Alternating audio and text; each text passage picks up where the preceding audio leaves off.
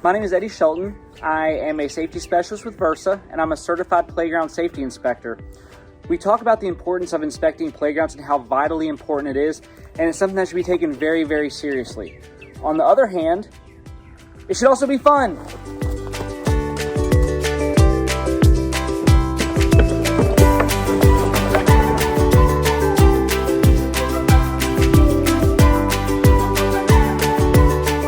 So we talk about how important playground inspections are. We talk about when they should be done. It should be done on a regular basis based off of use, weather, vandalism, things of that nature. But what are some simple things that we can inspect for that we will get the biggest bang for our buck?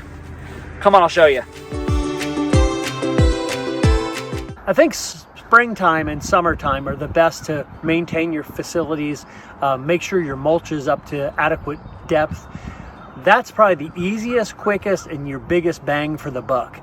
But I think that your crews need to be diligent on working on a weekly, monthly, or a seasonally checklist so that you can see what you did and see how you can get better. So we do trainings for our people, especially with our seasonal guys. They don't know what to look for, so we have to show them. They're in the parks every week. They're the ones mowing. They're the ones that see the issue. So we give them a brief training to show what are the things they should be looking for. The area on playgrounds that may require the most maintenance is actually on swings. Reason being is you have the surfacing that gets kicked out by kids putting their feet and pushing the surfacing out of the way, much like what I'm doing right now. And so your maintenance staff needs to be aware that this may need to be looked at on a daily basis just to make sure that the surfacing is raked back into place, especially on swings where the risk of falls is much higher. I think we can all remember as children trying to get the swing as high as you can and then jumping. I think the biggest thing about regular inspections and having trained people is they know what to look for. They also know how to fix it or how to make sure that it's not become an issue before it gets fixed.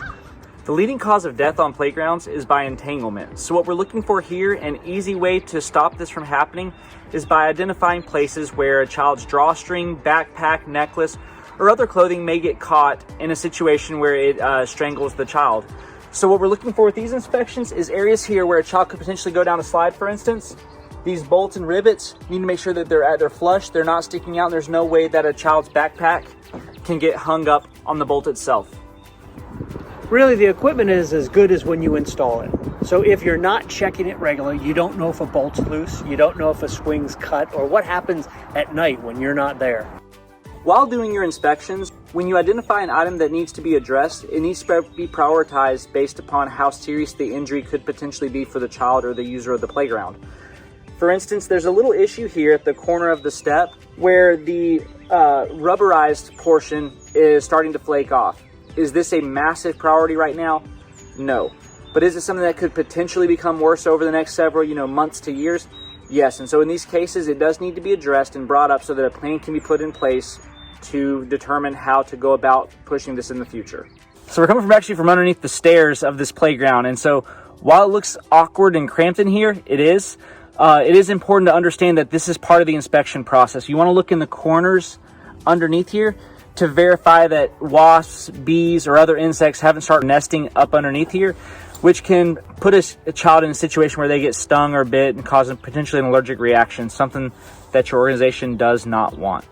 Another area to inspect is up again underneath the stairs, but you'll see here where there are bolts in place that actually hold one piece to another piece. These need to be inspected for two purposes.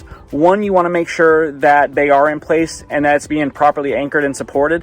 The other issue, in a lot of playgrounds, these are actually bolts that protrude out. That can cause a protrusion hazard, so when a child crawls up underneath the stairs or your play area, what you don't want to have happen is that bolt hit them in the head or the eye, the cheek, and cause an injury. So what we want to do is, like what's been done here, is if you have those, shave those down so that it takes away that potential protrusion hazard. I think having a person on staff or using VRSA as a consultant would be phenomenal, because you're always looking for different angles to see what could be improved. Another great way to protect your users and your children from falls on playgrounds is just by checking the actual guardrails or the barriers that are designed to prevent the fall in the first place. To do this, put your hand on the guardrail, push out and push down, and you want to verify that there's no slack, there's no give, and that it's sturdy and in place. We want our playgrounds to be places where people of all different abilities are able to access and interact with the equipment. That said, in doing your inspections, it's vitally important that you allow the ability for users with disabilities to access the equipment. You can see behind me where the town has actually created a pathway specifically for users with disabilities, which allows them to interact with this equipment.